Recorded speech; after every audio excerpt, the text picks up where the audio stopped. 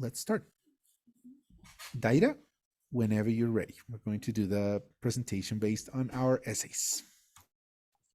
Okay, so hello everyone. My essay was about a question that I choose about the cinemas.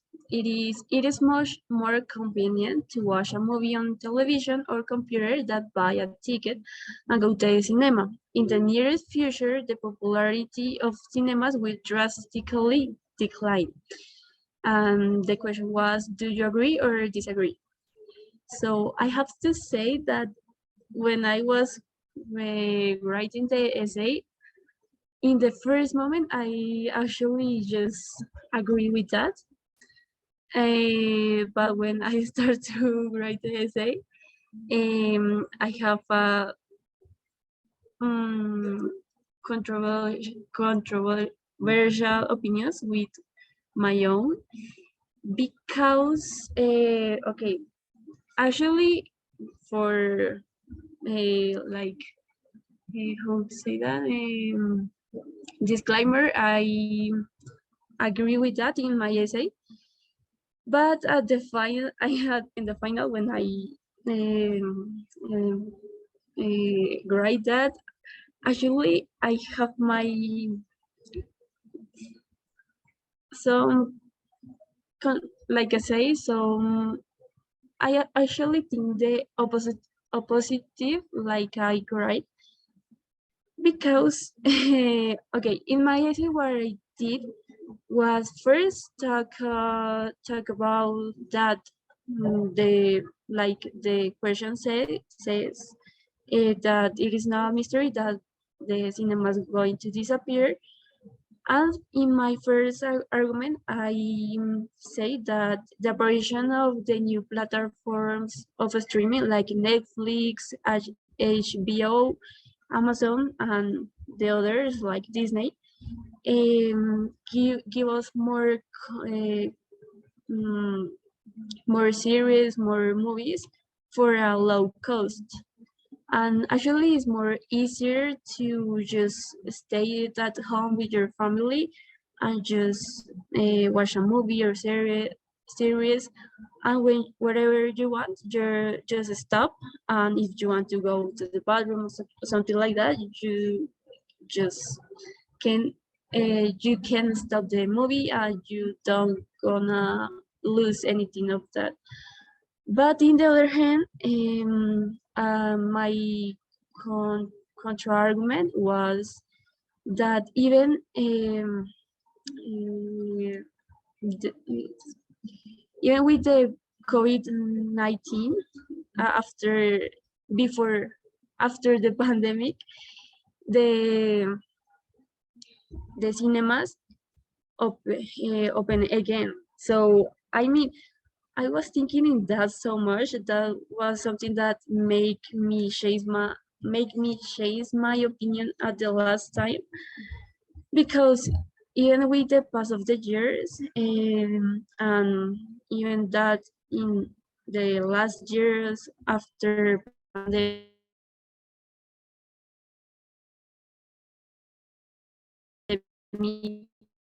the platforms exist,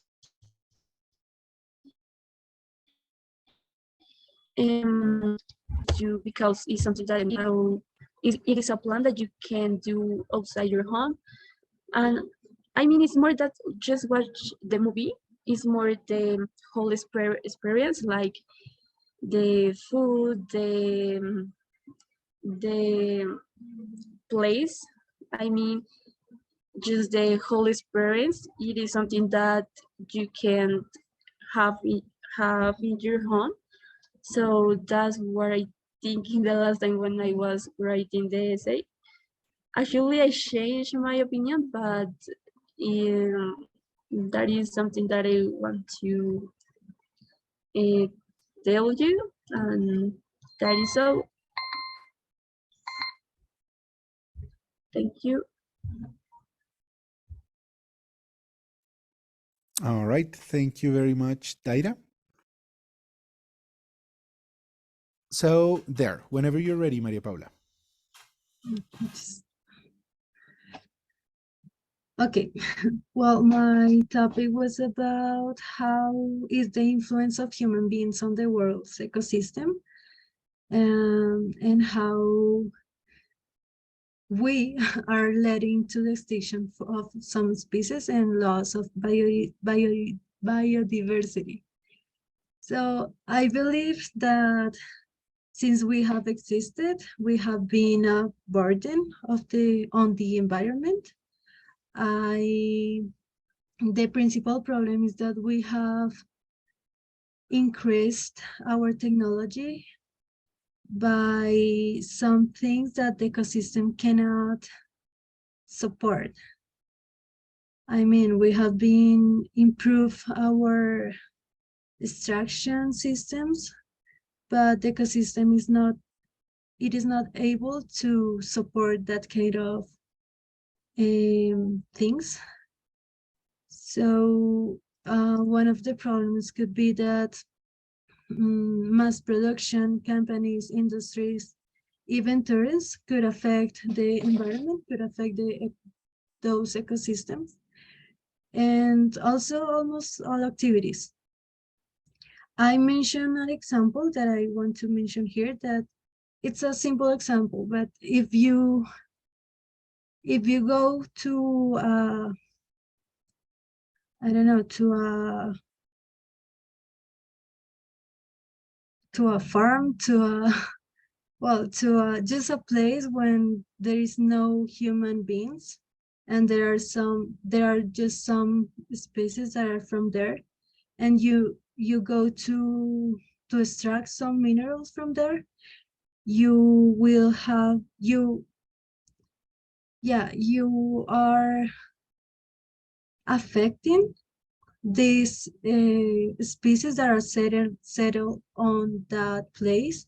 So that species have to go to another place. What happened in that case? That species are not able to, or yeah, those species um, have some specific conditions that they need to live. So if they are going to another place, probably they will die. Or if they won't die, probably the other species that are in this second place will die because of the first species. Just because, well, they are fighting with, they're fighting for food, for water, for some conditions that they need to live.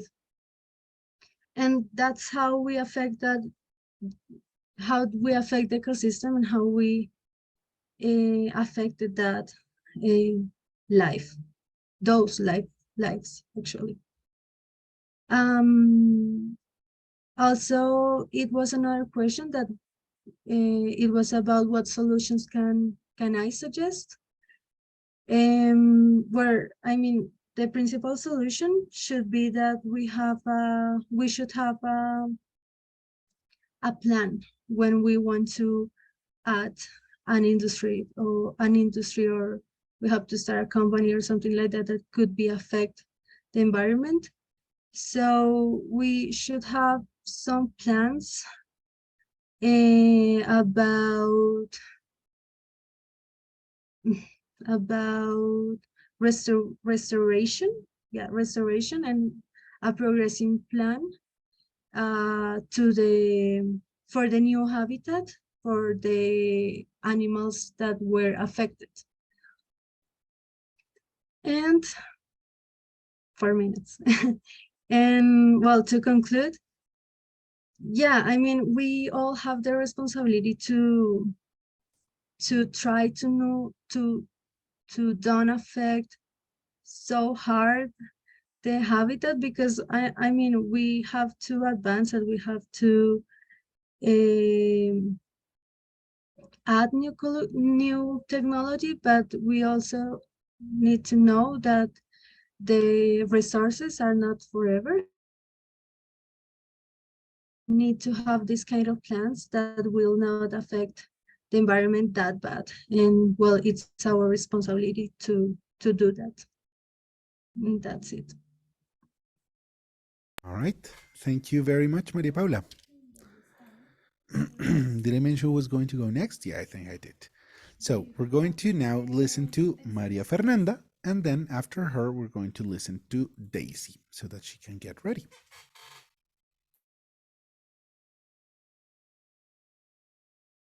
It's probably a good idea for the person coming after, in this case Daisy, to try to finish the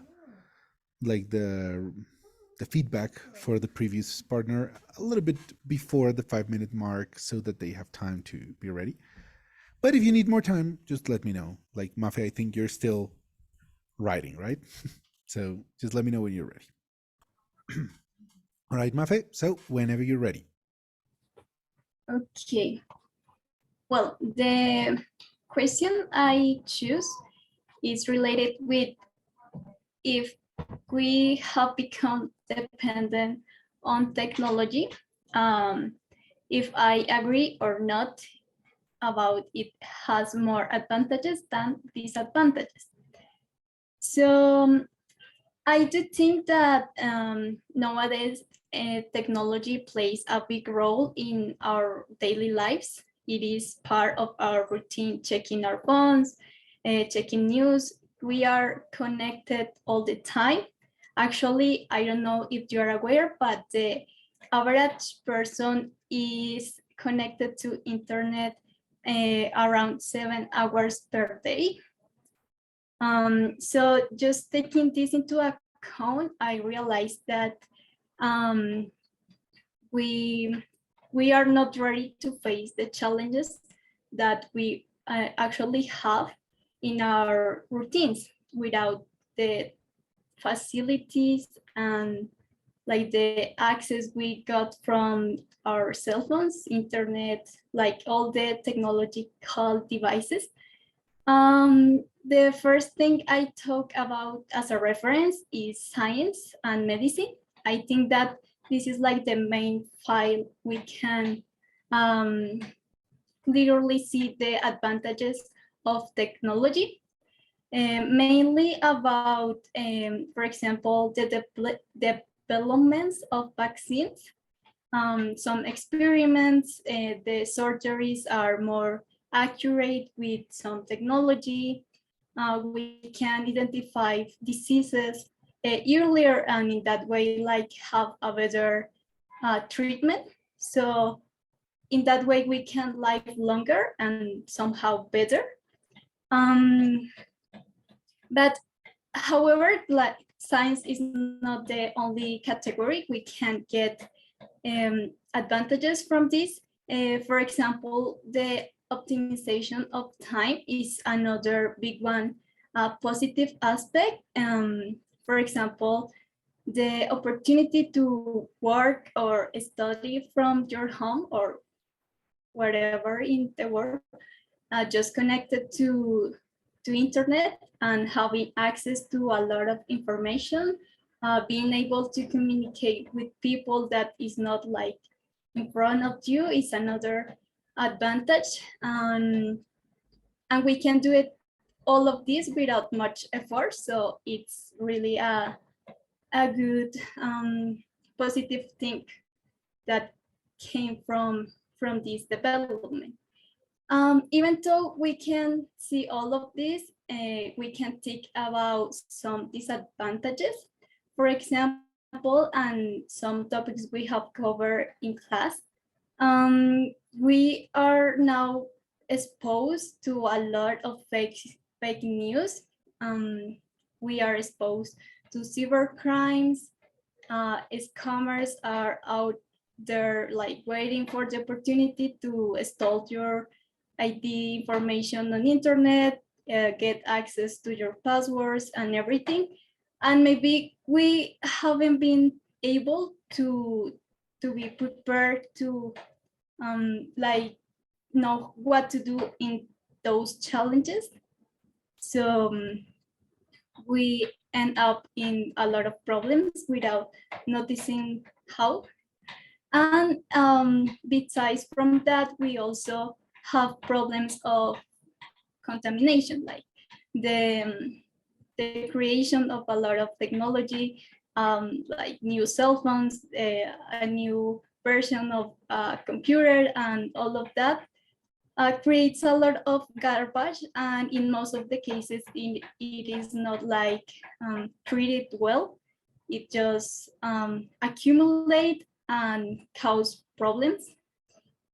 And we live like in a society where everyone wants to have like the last version of everything without thinking about that impact in and that aspect. So to conclude, I do agree that technology has more advantages than disadvantages, but we need to be careful and think about all of that implications that maybe we are not aware all the time. But we can take a lot of things to make better our daily lives. We include technology in our daily basis. So I don't know. We just need to be prepared. All right. Thank you very much, Mafi. Yeah, that was enough. That was good. Thanks a lot, Mafe. Now we're going to pass to Daisy's presentation. And then after her, we're going to listen to Juan Sebastian. Are you there, Juan Se? Turned off your camera, but are you there? Ready? Okay. So, Daisy, ready? A moment. All right. Let's go ahead, Daisy, whenever you're ready. Okay, the topic that I chose was one that I found more related to what I usually deal with here, which is educational affairs. And the question was whether it would be better for kids to have like both genders in the same school or not, or just having schools for one gender. What I tried to do with the essay was presenting like the upsides and the downsides of both possibilities, let's say. And in the case of separated genders in schools, I thought of kind of a school that would attend to more particular needs in terms of gender, what the boys need and what the girls need during their schooling years, but also that would feel natural, since schools are a particular institution that is thought like smaller scale society. Therefore, it would be like interrupting the pattern and the distribution of different genders if we just split them in schools for girls and schools for boys. While in the case of mixed gender schools, that would be a more natural way to school children in a more natural environment.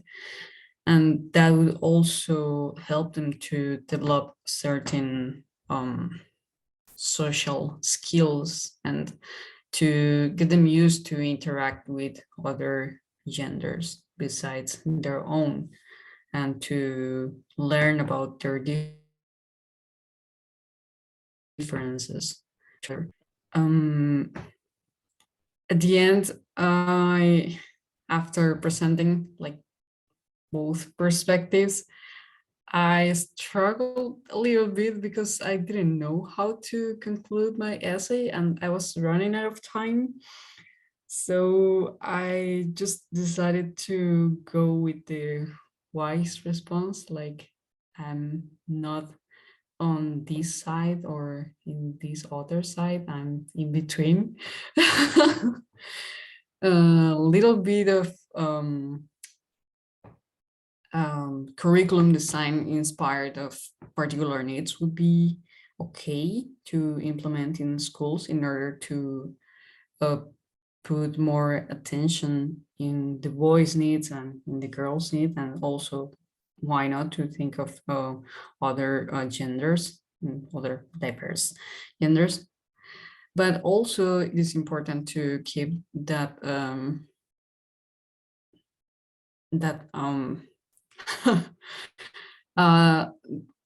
that smaller scale society within the schools, and that means having both of them studying in the same place and sharing the same places for them to be raised in a natural environment and to be able to explore freely in a diverse environment. And that's pretty much that the solution that I could come up with, sorry. And I got still 30 seconds, but I think it's okay.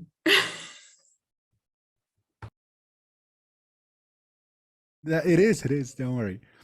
Like, it is important not to be monosyllabic in this kind of exams because they need to actually listen to you speaking like for a long enough period of time. But it's not just like, I have to speak more, and then you just continue saying whatever, not going anywhere. No, that's not really, like, if you're done, that's okay. It happened to me. It happens. It cannot happen in the text. Like, if you're asked specifically to write for 250 words, you can say like, I think I'm done. This is clear enough. No, you have to maybe just add one more argument, maybe just, I don't know, give an extra example of what you mean in one thing. It's not that difficult really to extend yourself. Maybe make it personal of somehow, like what you would do if you were in the position of having to send your own kids to school. Like, do you think that you would pick a mixed gender school, or one where they only go to school with people from their same gender? Yeah, maybe it's not that hard to fill up space a little bit. But if you honestly think you're done, then you're done. Don't worry. I mean, as long as you don't speak for like 2 minutes and that's it, like, I'm done now, then you probably wouldn't have expressed everything that you expressed. Hopefully you wouldn't have expressed everything that you did in your essay, right? So, let's see. The next person then would be Juan Sebastian. Thank you, Daisy. And then we're going to have Juan Felipe. All right. So whenever you're ready, Juan Sebastian.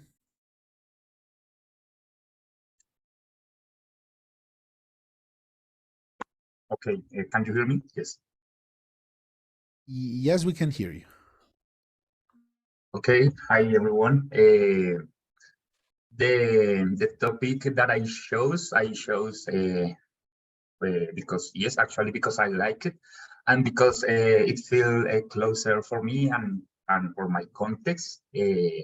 And the topic or the statement is an increasing number of people are now using dating sites to meet their second half. And the question is, do you think this tendency helps people to socialize, or does more harm than good? Give your opinion and provide relevant example if necessary.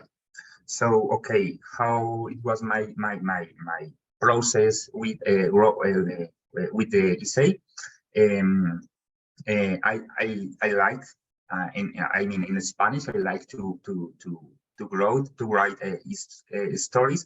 So I think, okay, I'm going to start with a story as a hook, and then in the first paragraph I wrote the thesis, that is why and how seriously affect our social skills And I try to answer this question in the two next paragraph. And okay,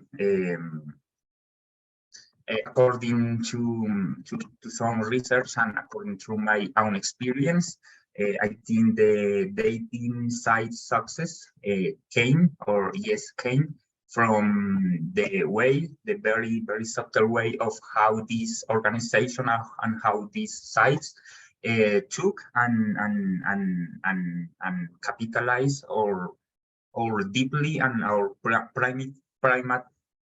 primitive desires, which are like sexual energy, that actually is a very strange energy, external validation, and instant gratification. All of these in these sites are presented for us as a hypernormal stimulus that are a modified version of reality. Yes, this is not a real version. It's just a modifying version. So this stimulus presented in this way is why these dating sites are so addictive, but also so attractive and dangerous. Because if we use them in a unconscious way, it's easy for us to be involved in a cycling, that destroying or reward cycle our social skin and our dopamine levels. According to my experience and giving some like a conclusion, using dating sites and also using other social media networks act in our brains like a trap if we use it in unconscious way, because these sites giving us a false sense of love or a false representation or friendship or relationship it's supposed to be, but now they are just a false representation. And okay, my personal experience using these sites, it was like a bittersweet experience. I mean, I know and I should recognize that actually I meet and I made a good friends through this dating site. But if I told and I told all this like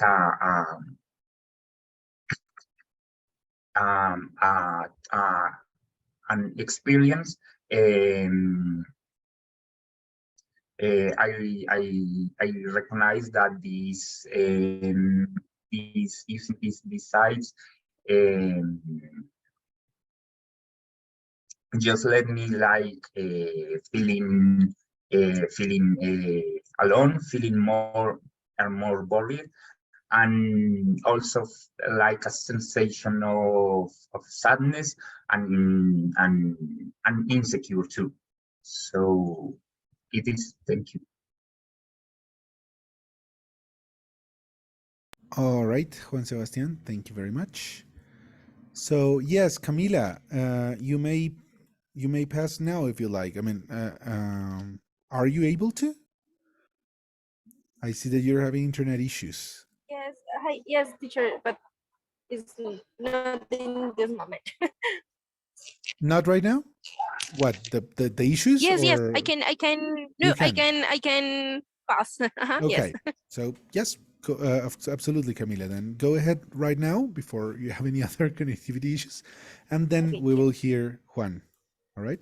okay, thank well, good afternoon.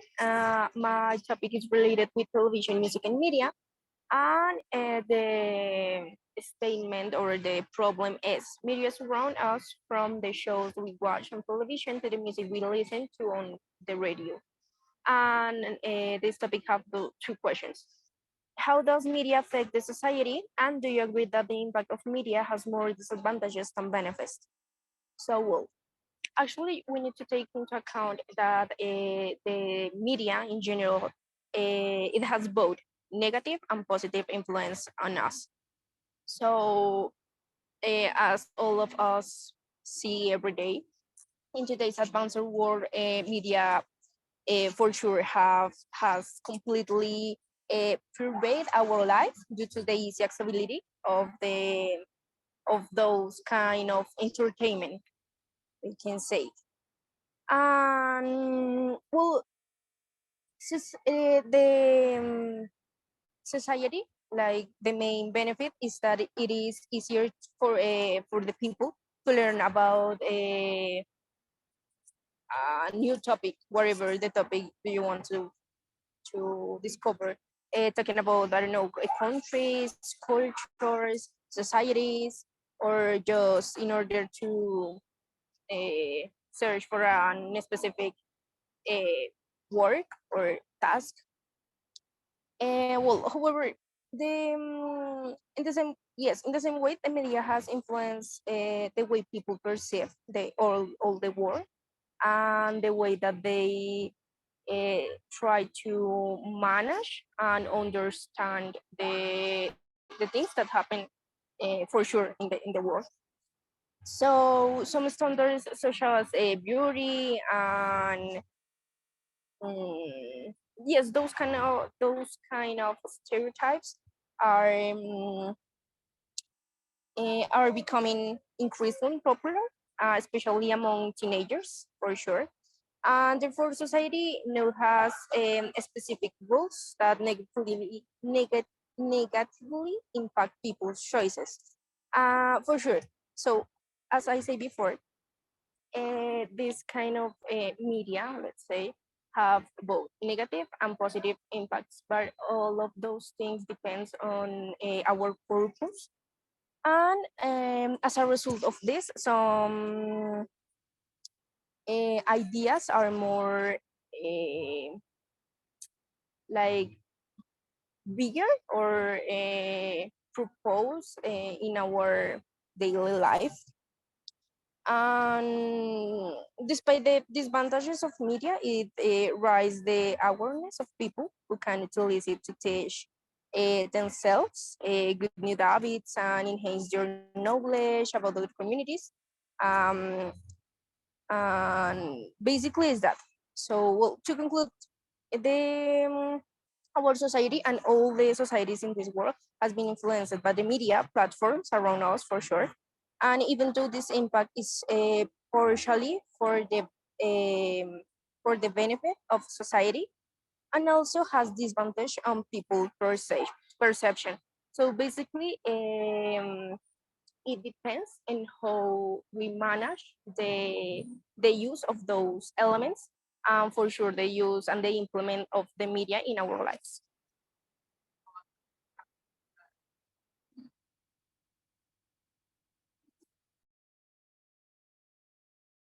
All right. Thank you very much, Camila. So I don't know if you were here when I passed the form that you have to fill, but please fill Yes, this form no, yes, for yes, yourself. Yep. I feel the forum for all of us. Yes, Okay, don't worry. great.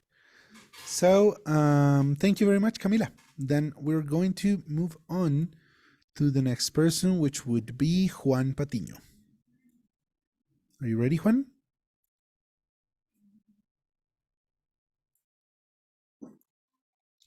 Juan Felipe?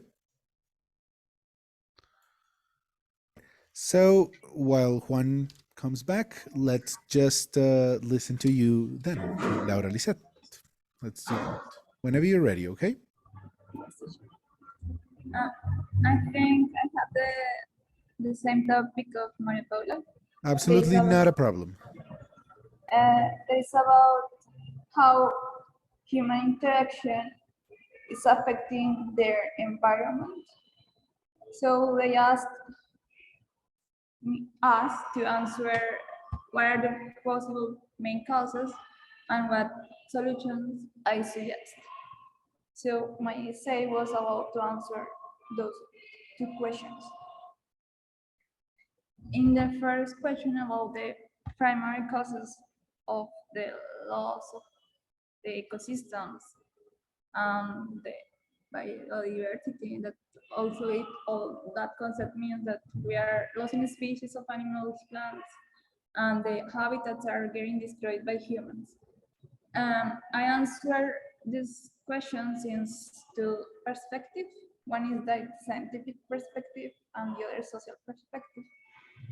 If we look this problem since the scientific perspective, and I know that all of you remember where at the school teachers taught us about the evolution theory. According to that, the strongest one is who survives. So those organisms that could like adapt to the human interaction will be the survivors. That means that one of the causes is that how the evolution works in our world, and we can prevent that. But here is a new question that would appear, that is, if the human interaction is doing something of the nature of the earth, what we are doing that are leading to this problem. In this case, we know that over the year, the population of our society, it has been increasing. Thanks to that, our current system, capitalism, is living like an overproduction and also a consumerism. But that way of organization is not taking into account like an equilibrium nature with the social aspect of our lives. So that's one of the things that are causing that kind of loss in biodiversity in our world. And about the other question, what solutions I suggest? As I said, I think that our current system, capitalism, doesn't have like that equilibrium what we need right now to prevent those things. So it's the moment to think in a new economical system that more sustainable, with that like a system that contemplates that environment is also necessary. What I mean, that they are maybe it's common to hear nowadays that we have to recycle, but yes, but or not use things that made by animals. But when you go to the store, they are selling those things. Also, the system is like promoting that I consume more than I did before. So we have to start to change that since the head, thinking in a sustainable system that takes into account the environment. Politics like prevent or avoiding consumerism, just producing the necessary, wasting zero or recycling could be useful to prevent that. So that's why I think that what is the solution? So we have to like keep a step forward and start to think other ways of organize our society.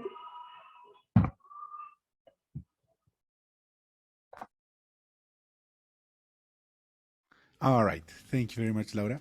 Organize. Organize our society.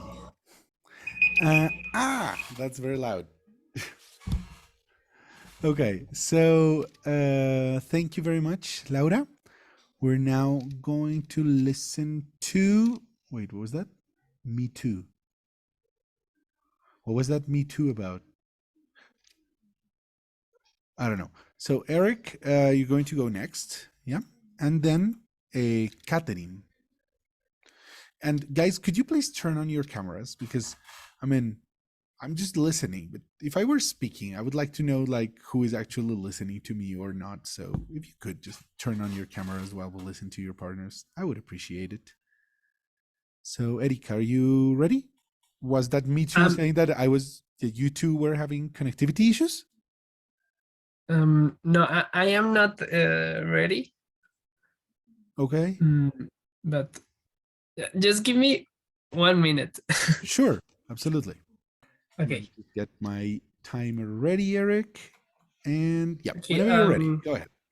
Good afternoon, everyone. I have the same topic than Luisa, than Maria Paula and Laura Lisette. That is the loss of biodiversity caused by human beings. The statement is like the influence of human beings on the world's ecosystem is leading to the extinction of a species and loss of biodiversity.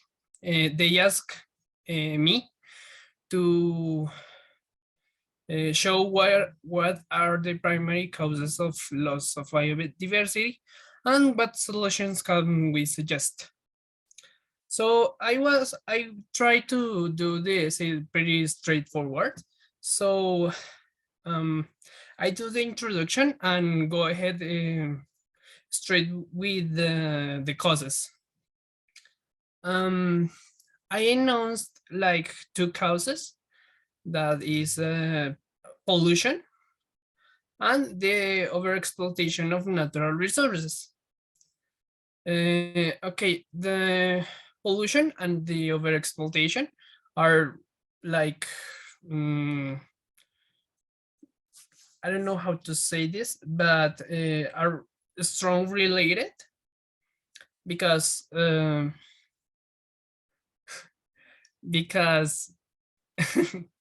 okay, because the economic and social development need the exploitation of natural resources, but the problem is that with overpopulation and with the demographic growth, we cannot sustain the exploitation of the natural resources like without hurting or damaging the environment. So with these activities, the chemical makeup or composition of the ecosystem and also the climate are altered, sometimes making impossible for many species to survive cause of this change, causing even their extinction. And well, and related with these problems, I like state 2 possible solutions, or that was the protecting the natural places and raising the awareness among the people. Well, that 2 solutions is like the more reachable solutions, maybe for everyone in individual, yeah. But also we need to consider the influence of the great companies in this topic, and with these causes, where the pollution and the overexploitation. Well, some governments are not very well regulated, or maybe just for the I don't know how to say regalias. They like sell the natural resources and the land. So they, even if the foreign countries pay us the taxes, maybe they are not, the government is not like responsible with the biodiversity and the environment. So well, the solutions that the solutions that I state is like more for every one of us, fighting against the biodiversity loss by our own. But it's important to consider that we need to, I don't know, push the government and the industries to have awareness about preserving the natural resources and stopping the extinction of the species. That's it, I think. All right. Thank you very much, Eric. So let me just stop. I will set the timer, so wait for me a minute. Ready. So I choose a topic that is about people's values in front of art. That it says something like in our culture, art was always has always been important, and but recently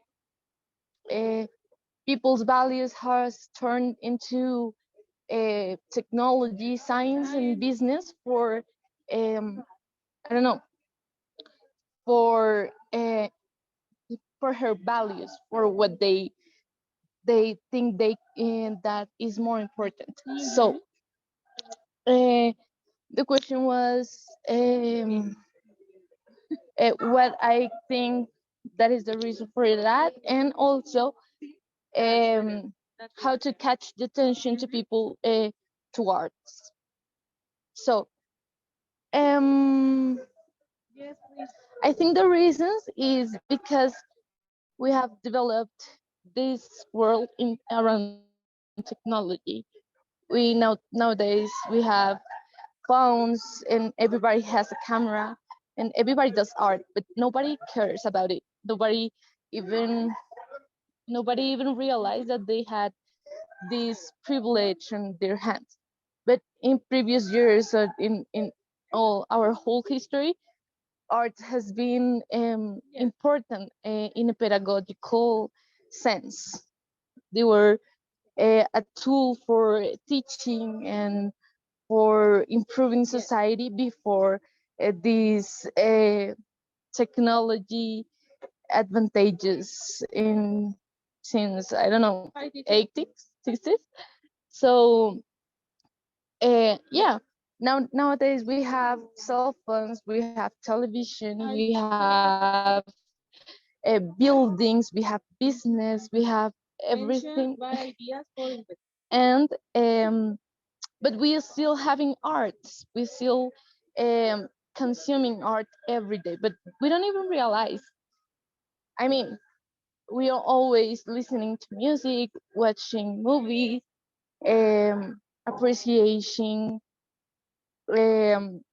paintings or illustrations, poems, and we don't realize that we are doing that until somebody else mention it. And by my personal experience, I don't know, I have heard all my life that art doesn't matter. Art is a hobby. Art is well, it's cute, it's fine, but it's not what you're going to live.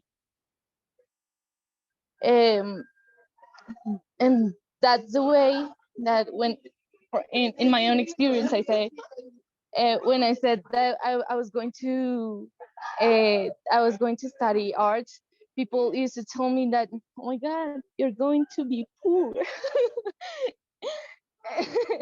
And it's funny because there's no money in the world that we have access to.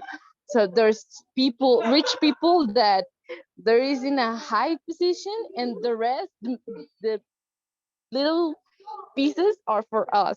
And nobody, not even engineers or that values career valued careers, have the money or that kind of things. And I think that's barely the thing. So what I'm trying to say is that art matters, so as technology and business and science matters.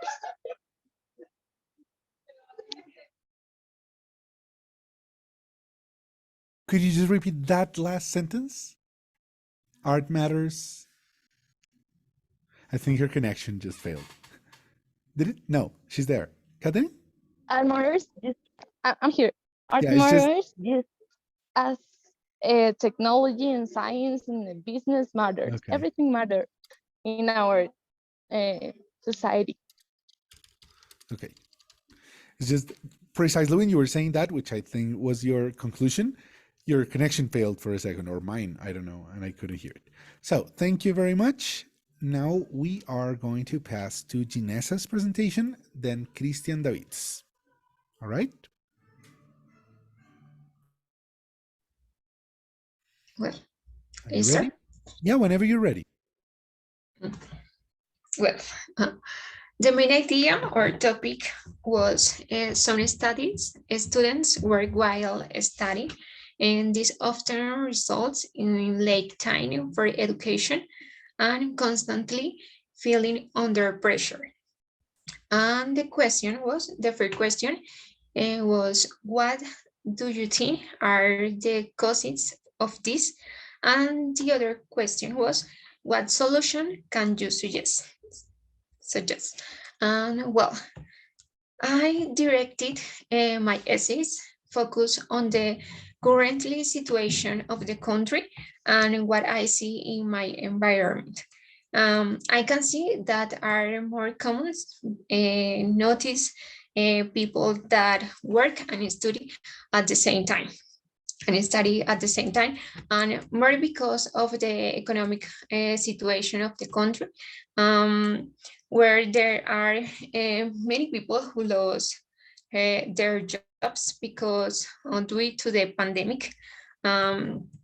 Also, currently, unemployment have increased, and so the economic situation of households are worsened, added to the devaluation of the currently on the currency of the currency and the inflation that have increased the price of the products or basic products, and that affect mainly the poorest families, and it's a critical situation.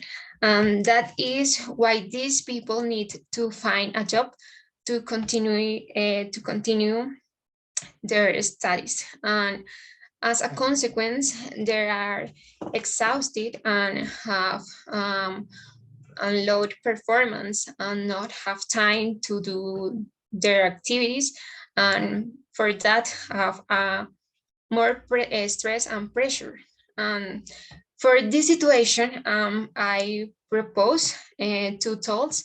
That was time management and create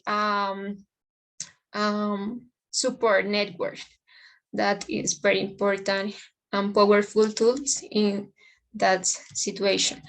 And the first tool that I propose, management times, is very important and valuable because you need to have this resource that is limited in the wisely way.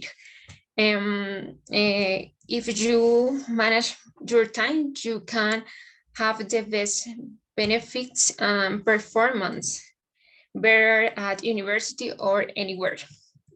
And you need to make it and schedule that help decrease your procrastination and increase your productivity, and it's good, and you can achieve your goals more faster.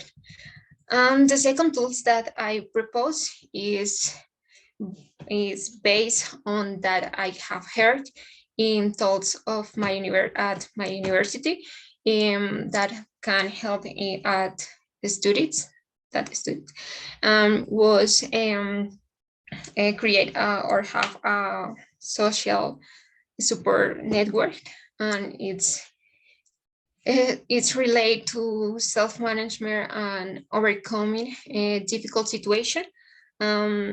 It can be a very number of benefits, have a support network, and not only because you increase your ability copes with a stressful situation and alleviate the effect of emotional distress, if also because you can promote your good mental health and self-esteem, and reduce the stress and physical symptoms. And that is all. Thank you. All right. Thank you, Ginesa. Now we're going to listen to Christian and then Luisa Velasco. Are you ready, Christian? 1 second. Okay.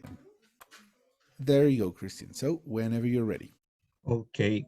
Can you hear me well? My internet is messing up with me a little bit.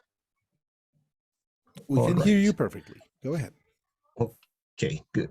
So I choose a topic which is related with satisfaction at the workplace. So I don't know, I feel not identified with it, but I'll say more like I imagined myself so many times in that position, like working in some place or in some job that I didn't want it to and I didn't like.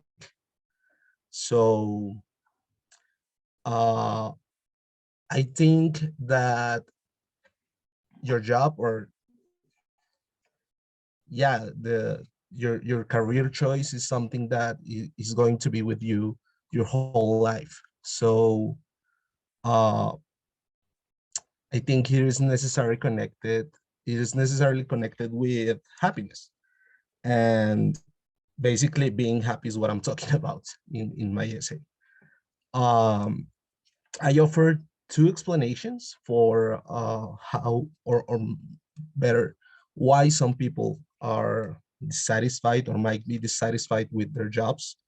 And the first option that I gave was like, people might have chosen the wrong career and maybe they are working in something that they actually don't like. Or on the other side, they might have studied the thing that they liked, but they are not working in their field, in their respective field. So these are like two sides of the same coin, I'll say. And it happens all the time. How many people are working like in call centers and all those places that are just like the destiny for all of us, destination for all of us. So I suggest that it is better to sometimes embrace those situations, but also like work for achieving some short-term and long-term objectives, like working in your actual field. So one of those things that I suggest,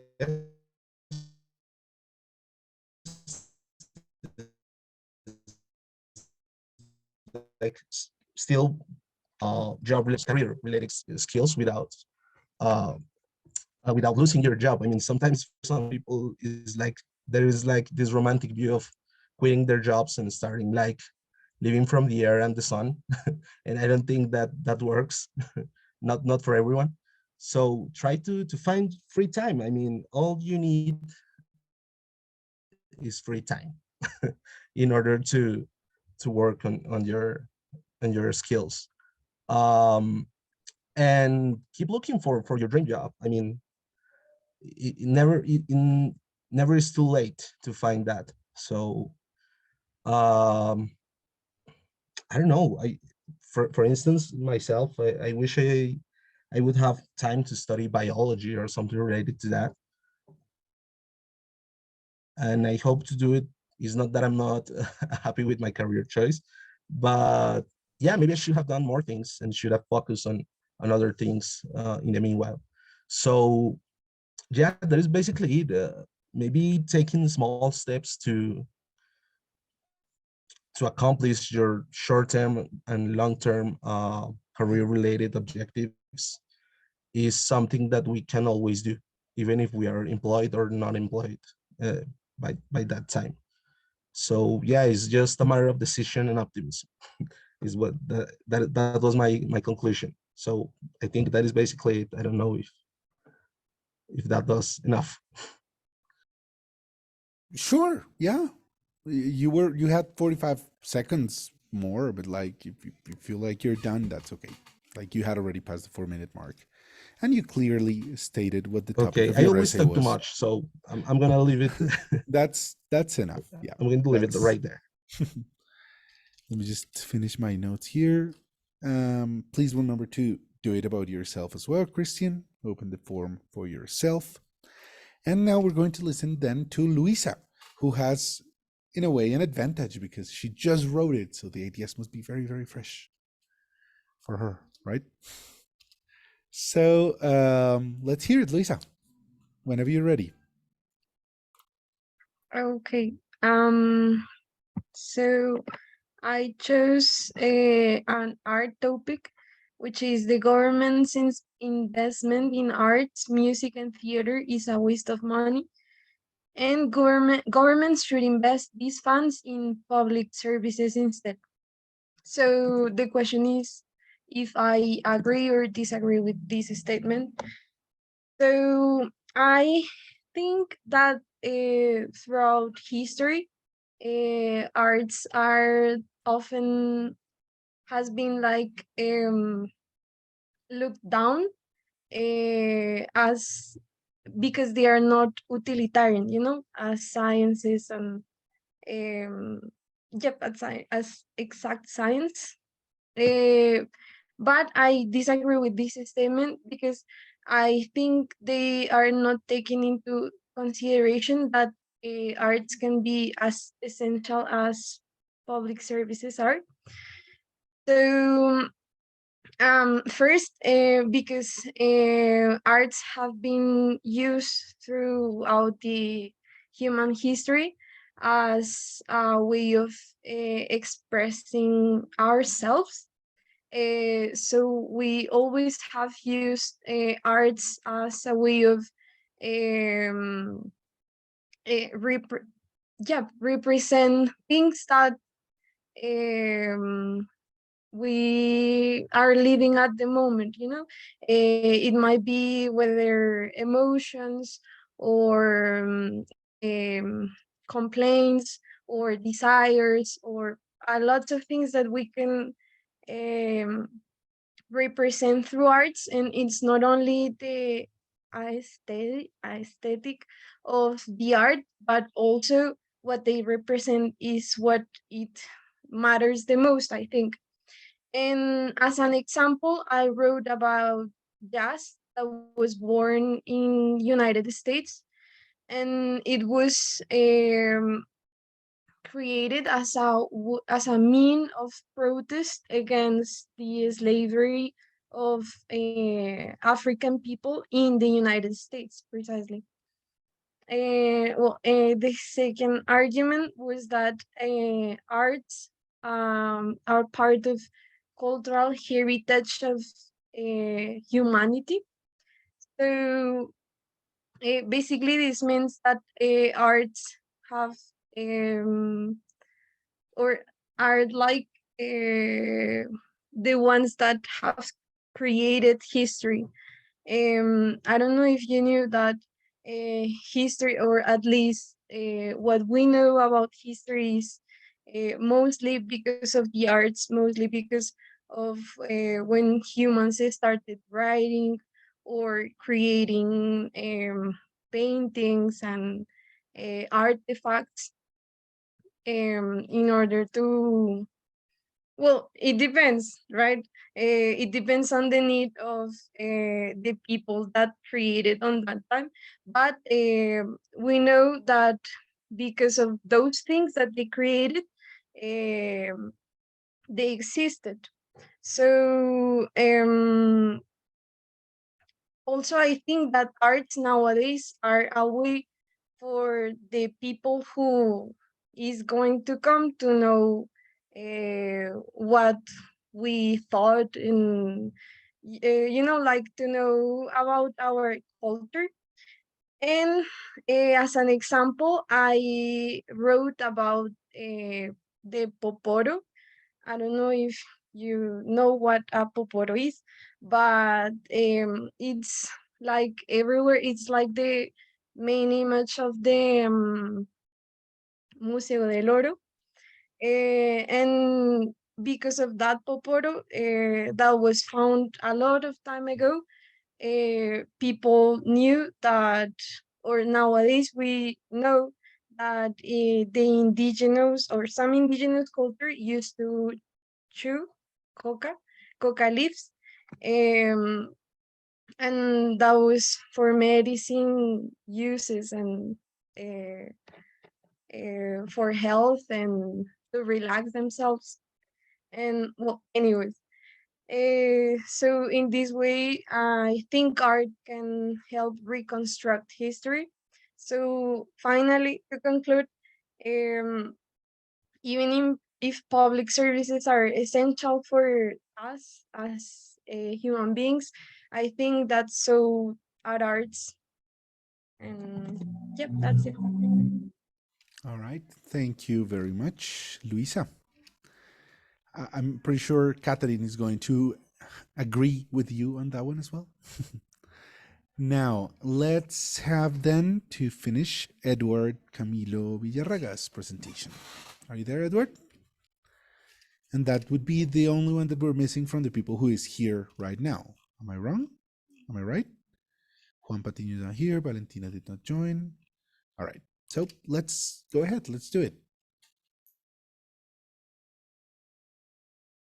Whenever you're ready, Edward. Yep, 1 moment. I'm setting the timer.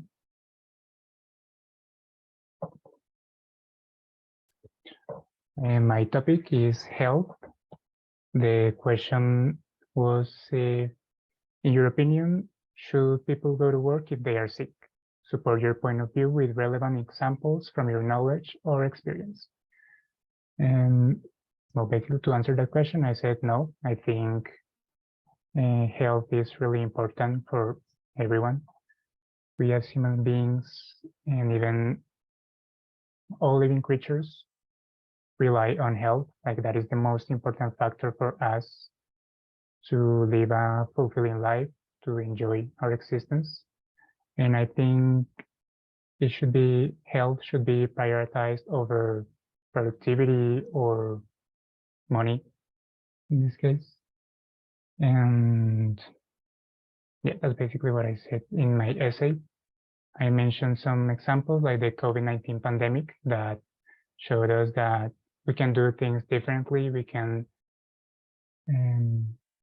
adapt to this kind of hard situations. We can use different alternatives such as remote work in the case of continue working, but without having to go physically to the office or the workplace. I mentioned that sometimes people in positions of power just see employees as numbers and people who are going to make money for them, and they don't really care about their well-being. Yes, exactly, as assets. And I don't think that's fair, because they are the ones that are really making that money, making progress, and helping society to develop every time. So I mentioned that sometimes people may choose to go to work even if they are sick, but that's like a forced choice, because they have to do it in order to either keep their jobs or to avoid getting less money than they are expecting in their paycheck, because if they don't go, then they're not going to get paid. And that's why some people may not choose to just go to the doctor and ask for medical leave, because they need the money in order to survive. And besides, that might not always be the best choice, even for productivity, because if someone is sick with a communicable disease and they go to work, the workplace is a very crowded space, so people might get infected really easily, and that might affect the performance of all the people who are in that office. So at the end, productivity is going to be worse. Yes. Yep, we can see that in examples like COVID-19, or recently with this new illness that is the monkeypox. And I think people should be given enough time to recover completely before they have to go to work. Some example that I can think of is like when I used to work in a call center, and we had to go to work to avoid missing our bonus, because our bonus depended on our compliance with the schedule. We had to work for a specific amount of hours, and if we missed, let's say, 2 days, even if we had the medical leave, the certificate from the doctor, we would miss our bonus just because we didn't work the certain amount of hours that we were required. So yeah, that's basically it. All right. Which would then in turn cause people to actually go there, even if they were not going to be productive, if they would be tampering with the health of everybody else there. I know the drill. That's really sad. That's really sad. And actually, I'm going to stop recording now.